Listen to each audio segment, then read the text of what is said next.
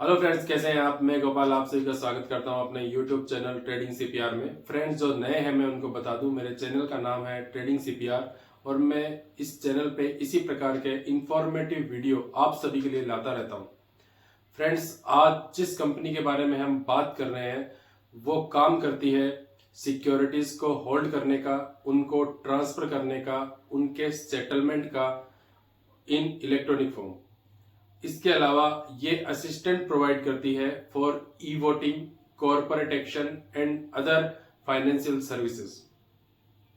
Friends, अगर बात करें इस टाइप की कंपनीज की तो भारत में ऐसी दो कंपनियां हैं और दोनों ही कंपनियां अभी शेयर मार्केट में लिस्टेड है। अगर हम बात करें कंपनियों के नाम की तो नाम है एनएसडीएल और सीडीएसएल। फ्रेंड्स, एनएसडीएल का फुल फॉर्म होता है नेशनल सिक्योरिटीज डिपॉजिटरी लिमिटेड और सीडीएसएल का फुल फॉर्म है central depository services limited. Friends, ये दोनों कंपनियां भारतीय शेयर बाजार में लिस्टेड हैं और आज हम बात करेंगे एनएसडीएल के बारे में, that is national security depository limited. बात करने का कारण यह है कि ये इसी मंथ अगस्त में लिस्ट हुआ है और इसका आईपीओ का अपर बैंड था 800 रुपीज और ये लिस्ट होता है 10% ऊपर, दैट इज 880 रुपीज पे। और ये लिस्टिंग डेट थी 5 अगस्त को और कारोबार के अंत होते होते, दिन का अंत होते होते ये 17% तक हाई मारता है। और बात करें नेक्स्ट डे की तो नेक्स्ट डे पे ये शेयर खुलता है 934.95 रुपीज पे और एक हाई बनाता है 1087.90।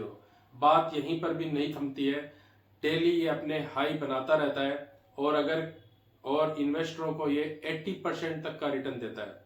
फ्रेंड्स, अगर किसी ने 800 रुपीज आईपीओ में लगाए थे तो वो 10-15 दिनों में 1425 रुपीज के आसपास बन जाते हैं, जो कि 80% होता है उसके टोटल इन्वेस्टमेंट का। यही कारण है कि ये शेयर जो है वो सेबी के भी रडार में आ गया, क्योंकि अगर कोई शेयर इतनी तेजी से, जिसमें प्राइस में एक्शन हो रहा हो, जिसमें इतनी ज्यादा वॉलेटिलिटी हो, तो उस टाइप के शेयर्स में मैनिपुलेशन के चांसेस बढ़ जाते हैं। और यही कारण है कि सेबी ने इस शेयर को, एनएसडीएल को, एएसएम लिस्ट में रख दिया। फ्रेंड्स, अगर जो नए हैं जिनको नहीं पता है एएसएम क्या होता है, एएसएम का मतलब होता है एडिशनल सर्विलेंस मेजर्स लिस्ट। इस लिस्ट में उन शेयर को रखा जाता है जिनके प्राइस में बहुत ज्यादा वॉलेटिलिटी होती है और जिनकी गतिविधियां संदिग्ध होती है और ये माना जाता है कि उसके प्राइस में मैनिपुलेशन हो सकता है। तो सेबी ऐसे शेयर्स को क्या करती है, एएसएम लिस्ट में डाल देती है और ऑब्जेक्टिव एएसएम लिस्ट में डालने का केवल और केवल इन्वेस्टर के प्रोटेक्शन का है, ताकि इन्वेस्टर्स को पता रहे कि ये शेयर बहुत ज्यादा वोलेटाइल हो गया है और इसमें किसी भी टाइप की मैनिपुलेशन की जा सकती है। एएसएम लिस्ट में आने के बाद में ये रिटेलर्स के भी नजरों में आ जाता है ताकि वो उससे दूर रह सके।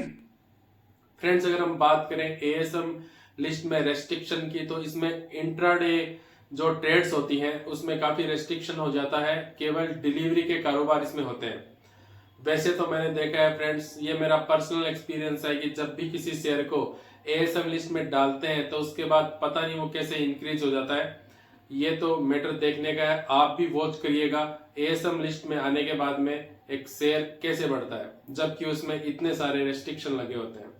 हो सकता है ये कारण है, इसमें इंट्राडे और स्पेकुलेशन बंद हो जाता है और जो एक्चुअल ट्रेडर है, जो एक्चुअल इन्वेस्टर है, वो इसकी तरफ अट्रैक्ट होते होंगे और ज्यादा से ज्यादा डिलीवरी उठाते होंगे। यही कारण है एएसएम लिस्ट के होने के बावजूद भी ये शेयर हाई बनाता जा रहा है। और आज की बात करें, आज डेट है 21 अगस्त, आज भी ये शेयर 7% अप था। Amazing! फ्रेंड्स, जब से ये लिस्ट हुआ है 5 अगस्त से लेके अभी तक, अगर 3-4 दिन को छोड़ दिया जाए तो ये हमेशा हाई बनाते चल रहा है। और जैसा कि मैंने बताया, ये अपने इन्वेस्टर्स को 80% रिटर्न तक दे चुका है। तो फ्रेंड्स, आज इस शेयर के बारे में हम बात करेंगे कि कहीं ये हाइप तो नहीं, जैसे कि कई ब्रोकरेज हाउस बोल रहे हैं कि जैसे जैसे इस शेयर का भाव बढ़ता जा रहा है और जितनी फास्ट गति से बढ़ रहा है, लग रहा है इसमें एक बबल का फॉर्मेशन हो रहा है और कहीं पे जाके ये बबल ब्लास्ट भी कर सकता है। तो फ्रेंड्स, इस वीडियो का पर्पज इतना ही है कि जो रिटेल इन्वेस्टर हैं वो इस टाइप के शेयर्स को फंडामेंटली एनालिसिस करें और एक्चुअल खुद पता करें एनालिसिस करके कि इसमें ज्यादा हाइप के कारण प्राइस बढ़ रही है और या फिर एक्चुअल इसकी वैल्यू ही ज्यादा है और आने वाले दिनों में इसकी कॉस्ट क्या हो सकती है। अगर आप फंडामेंटली अच्छे से एनालिसिस करते हैं किसी शेयर के बारे में तो आपका इन्वेस्टमेंट काफी अच्छा साबित हो सकता है। फ्रेंड्स, जैसे कि लोग कहते हैं कि आपको इन्वेस्टमेंट करना चाहिए, इंट्राडे और एफ&ओ से दूर रहना चाहिए, लेकिन मेरा ये मानना है अगर इन्वेस्टमेंट भी आपका रूल बेस नहीं है और आप उस कंपनी के बारे में उसको चाहे फंडामेंटली हो या टेक्निकली हो, something you should know about the company कि कंपनी की वैल्यूएशन क्या है और किस भाव पे आपको परचेज करना चाहिए। अगर चाहे आप इन्वेस्टर ही क्यों ना हो, लेकिन अगर आपने किसी शेयर को एक गलत भाव पे उठाया है तो मुझे लगता है उसमें पैसा बनाना बड़ा ही मुश्किल हो सकता है। और ये चैनल केवल उन्हीं के लिए है, उन्हीं रिटेल इन्वेस्टर के लिए है जिनके पास अमाउंट केवल 80,000 से लाख रुपए या 50,000 के आसपास है और एक बहुत बड़ा सपना लेके शेयर मार्केट में आते हैं। लेकिन अगर वो इस टाइप के शेयर में उलझ जाए जो कि ऑलरेडी काफी हाइप के कारण हाई वैल्यूएशन पे है, तो उनका वह छोटा अमाउंट भी इसमें फंस सकता है। और मैं इसके बारे में बहुत अच्छे से जानता हूं किसी नए इन्वेस्टर के लिए 1 लाख रुपए की क्या वैल्यू होती है। अगर वो फंडामेंटली साउंड हो जाए और अपने खुद ही एनालिसिस करने लग जाए, किसी के बताए हुए टिप्स में न चले, तो मुझे लग रहा है ये इन्वेस्टमेंट धीरे धीरे उसके गोल को अचीव करने में काफी उपयोगी साबित हो सकता है। तो फ्रेंड्स, आज हम बात करेंगे NSDL, that is national securities and depository services के बारे में। अंत तक हम ये भी बात करेंगे इसके पेयर ग्रुप के बारे में। उसमें हम ये भी जानेंगे कि जो CDSL है और NSDL है, इन दोनों में से किसकी वैल्यूएशन अट्रैक्टिव है या फिर किसकी वैल्यूएशन बहुत ज्यादा है, ताकि रिटेलर्स इससे बच सकें। फ्रेंड्स, जैसा कि आप सभी को पता है कि मेरा ये वीडियो बनाने का मकसद केवल और केवल एजुकेशन पर्पज के लिए है। मैं वीडियो केवल रिटेलर्स के इंफॉर्मेशन के लिए बनाता हूं। मेरा इसमें बाई और सेल का कोई भी रिकमेंडेशन नहीं होता है। बाई और सेल अगर आपको करना हो तो थोरोली इन्वेस्टिगेट करें, एनालिसिस करें और अपने फाइनेंशियल एडवाइजर की सलाह लें। तो फ्रेंड्स, वीडियो काफी इंटरेस्टिंग होने वाला है, तो लास्ट तक बने रहिएगा। NSDL के बारे में हमने काफी बात की, हम बात करेंगे इसके फंडामेंटल एनालिसिस की कि जो ब्रोकरेज हाउस बोल रहे हैं कि एक बबल बन रहा है और कभी भी ब्लास्ट हो सकता है, तो क्या वो सही है? क्योंकि कई बार मैंने सोचा है कि ब्रोकरेज जब हाउस किसी प्राइस के बारे में, शेयर की प्राइस के बारे में बताते हैं, उसके बाद भी शेयर काफी ऊपर तक चला जाता है। और NSDL ही एक ऐसा शेयर नहीं है जो लिस्टिंग के बाद में इतना बड़ा है। आपने देखा होगा बहुत सारे ऐसे शेयर हैं जो लिस्टिंग के बाद में 1 गुना, 2 गुना, 5 गुना, इवन 10 गुना तक हो जाते हैं विदाउट एनी करेक्शन। तो ऐसा क्या है कि जो ब्रोकरेज है, ब्रोकरेज हाउस है, रेटिंग एजेंसियां है, वो बोल रही है कि ये बबल्स बनता जा रहा है और कभी भी ब्लास्ट हो सकता है। तो एज ए इन्वेस्टर हमें जानना चाहिए कि ये क्या हकीकत में बबल्स क्रिएट हो रहा है या केवल ऐसे ही रूमर है। तो हम इसका पूरा एनालिसिस करेंगे और मैं आशा करता हूं वीडियो के अंत तक अगर आप नए इन्वेस्टर हैं तो भी आप ये समझ जाएंगे कि ये शेयर वाकई में हाई वैल्यूएशन पे है या हमें इसमें इन्वेस्ट करना चाहिए और नहीं करना चाहिए। इन्वेस्टमेंट का डिसीजन केवल आपका होगा। फ्रेंड्स, अगर हम शेयर के फंडामेंटल की बात करें तो सबसे पहले हम बात करेंगे NSDL की, जिसका मार्केट कैपिटलाइजेशन है 25,652 CR का और उसका प्राइस टू अर्निंग रेशो है वो है 78.3। Friends, price to earning ratio किसी शेयर का जितना कम होता है वो शेयर उतना ही आपको रिटर्न जनरेट करके दे सकता है। हालांकि केवल P देख के ही हम किसी स्टॉक में निवेशित नहीं हो सकते हैं, लेकिन ये भी एक पैरामीटर है इन्वेस्टमेंट करने का। अगर किसी स्टॉक का पी हाई है तो कोशिश करिएगा उससे बचने का, या फिर अगर वो कभी करेक्ट हो जाए और कभी एक फेयर वैल्यूएशन पे आ जाए तब उसमें पोजीशन बनाने का। तो स्टॉक का पी है 78.3, जो मुझे थोड़ा सा हाई लग रहा है क्योंकि इसका इंडस्ट्री का पी है वो है 56.2, और रिटर्न ऑन कैपिटल एम्प्लॉयड की बात करें तो वो है 23.6%। काफी अच्छा रिटर्न ऑन कैपिटल एम्प्लॉयड है। अगर प्रमोटर होल्डिंग की बात करें तो 0% है, और अगर इसकी सेल्स ग्रोथ की बात करें 5 इयर्स की तो वो है 34.2%। काफी अच्छी सेल्स ग्रोथ रखता है ये शेयर। और अगर इसकी करंट प्राइस की बात करें तो वो है 1283। प्राइस में फ्लक्चुएशन हो सकता है फ्रेंड्स, जिस समय मैं वीडियो बना रहा हूँ उस समय की ये प्राइस है, इस समय इसकी प्राइस है 1283। और इसकी return on equity that is ROE की अगर हम बात करें तो वो है 17.8%। इन्वेस्टर्स मैं बता दूं, कोई भी कंपनी जिसका ROE 13% से ज्यादा है तो वो कंपनी काफी अच्छी मानी जाती है, और अगर ROE के साथ में उसकी सेल्स ग्रोथ भी काफी अच्छी है तो ये माना जाता है 4 चांद लग गए। तो फ्रेंड्स ROE इसका 17.8 है तो काफी अच्छा ROE है। अर्निंग पर शेयर की बात करें तो है 17.2, और इसका डेट टू इक्विटी रेशो की बात करें तो 0.01 है, जो कि काफी कम डेट ले रखा है इस कंपनी ने। और अगर हम बात करें इसकी फेस वैल्यू की तो फ्रेंड्स इसकी फेस वैल्यू है मात्र 2 रुपए। फ्रेंड्स अगर कोई शेयर जिसकी फेस वैल्यू 2 है और उसका करंट प्राइस 1200 रुपीज के आसपास है, तो मेरा ये मानना है कि इसकी प्राइस 1200 नहीं है जो आप पे कर रहे हो, इसकी प्राइस है। अगर आप 1200 को 5 से मल्टीप्लाई कर दें, क्योंकि नॉर्मली जो मैक्सिमम फेस वैल्यू होती है किसी शेयर की वो 10 रुपीज होती है, जैसे कि हम CDSL में देखेंगे। अगर 1200 को मैं 5 से मल्टीप्लाई करूं तो वो निकल के आता है 6000 रुपीज के आसपास। तो इस शेयर की प्राइस 1200 के आसपास न होके मुझे लगता है हम इसको परचेज कर रहे हैं 6000 रुपीज में। तो अब ये आप देख सकते हैं ये शेयर कितना सस्ता है या कितना महंगा है। अब बात करते हैं हम इसकी PEG रेशो की। फ्रेंड्स किसी भी शेयर का PEG रेशो ये बताता है कि वो कितनी इसकी वैल्यूएशन ज्यादा है या कम है। अगर हम बात करें NSDL के PEG रेशो की तो वो है 4.69। मेरा ये मानना है किसी भी शेयर का अगर PEG रेशो 1 से ज्यादा है तो ये काफी हायर वैल्यूएशन पे है। इसका मतलब ये नहीं है कि ये शेयर यहाँ से बढ़ नहीं सकता। बहुत सारे ऐसे शेयर है जिनके PEG रेशो बहुत ज्यादा होने के बावजूद भी काफी बढ़ते रहते हैं और काफी ऊंचाइयों को छूते रहते हैं। लेकिन एज ए इन्वेस्टर हमें पता होना चाहिए जिस स्टॉक में हम एंट्री ले रहे हैं उसका PEG रेशो रीजनेबल अगर हो तो ये हमारे लिए लॉन्ग टाइम में काफी बेनिफिशियल हो सकता है।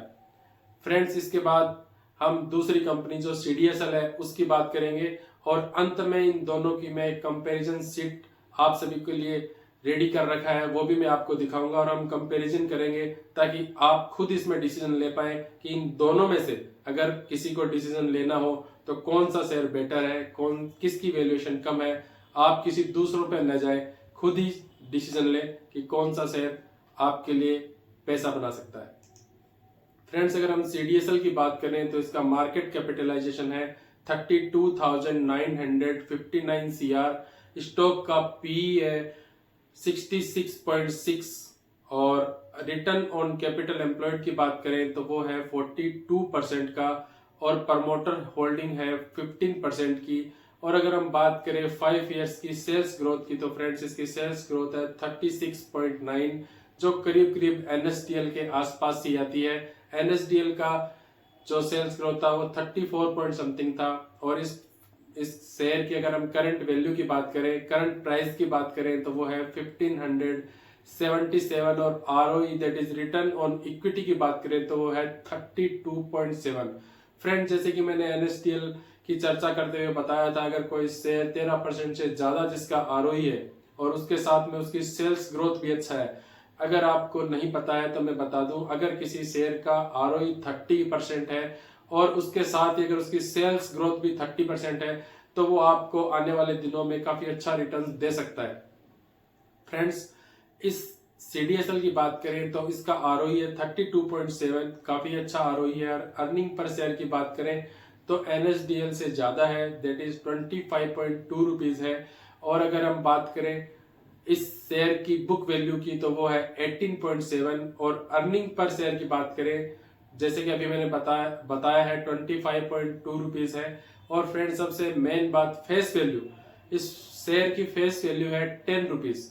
फ्रेंड्स एक अच्छी कंपनी आज के माहौल में जिसका फेस वैल्यू 10 हो, मुझे लगता है बहुत ही मुश्किल है ढूंढना, जिसकी ROE 30% के आसपास हो, जिसकी सेल्स ग्रोथ भी 30% के आसपास हो और फेस वैल्यू 10 का शेयर हो, बहुत ही मुश्किल से मिलता है आज के इस सिनारियो में। अगर हम बात करें PEG रेशियो की तो वो है 3.47। जैसा कि मैंने बताया कोई भी शेयर जिसका PEG रेशियो 1 से ज्यादा है तो उसकी वैल्यूएशन थोड़ी हाई है। और इन दोनों शेयर की हम बात करें तो दोनों में PEG रेशियो ज्यादा है, लेकिन अगर कंपैरिजन करें तो CDSL का PEG रेशियो NSDL से कम है।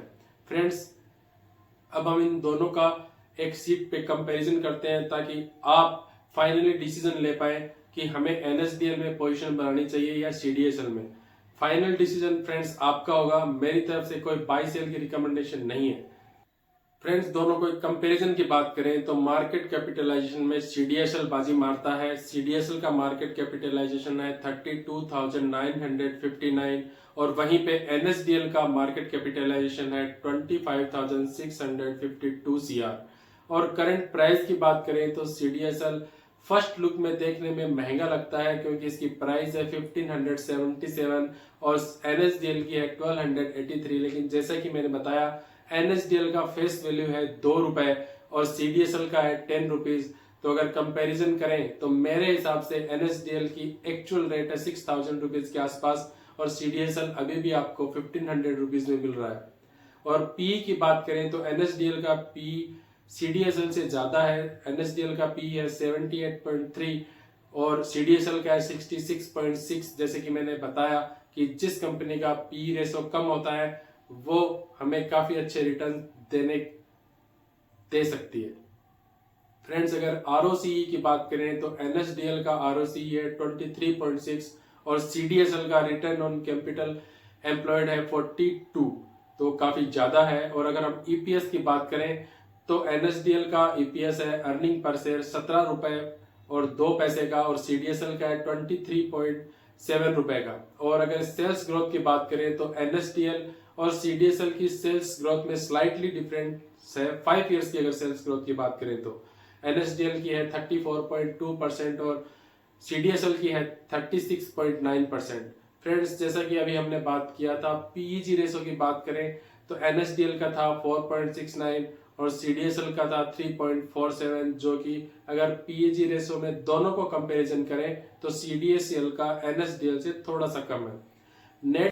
नेट प्रॉफिट की बात करें फ्रेंड्स तो NSDL का सेल्स था 1420 CR, उसके अगेंस्ट में उसका प्रॉफिट हुआ था लास्ट ईयर 343 CR का। और अगर हम बात करें CDSL का, उसकी नेट सेल थी 1082 CR और उसके अगेंस्ट में उसको प्रॉफिट हुआ था 526 CR का। तो फ्रेंड्स इस कंपैरिजन से मुझे लग रहा है आप सभी को सारे डाउट क्लियर हो चुके होंगे कि कौन सा शेयर अच्छी वैल्यूएशन पे है या फिर इन दोनों में से कौन सा वो शेयर है। अगर आपको कोई चूज करने के लिए दे तो आपको इनमें से कौन सा शेयर चूज करना होगा, प्लीज राइट इन कमेंट ताकि मुझे भी पता लगे आपको ये वीडियो कितना समझ में आया। कि अगर आपको ऐसी 2 कंपनियां दी जाए और जिनका एक सीट पे दोनों का कंपैरिजन किया जाए तो आप इनमें से कौन सी कंपनी चूज करोगे? वो कंपनी चूज करोगे जो अभी चर्चा में है, अभी ज्यादा हाइप बना रखी है, या फिर वो कंपनी चूज करोगे जो रिलेटिवली फंडामेंटली काफी सस्ती वैल्यूएशन पे है और काफी मजबूत भी कंपनी हो? तो फ्रेंड्स आज के इस लेक्चर में इतना ही। आशा करता हूं आपको ये वीडियो काफी इंफॉर्मेटिव लगा होगा। मिलते हैं एक नए वीडियो के साथ, तब तक के लिए गुड बाय।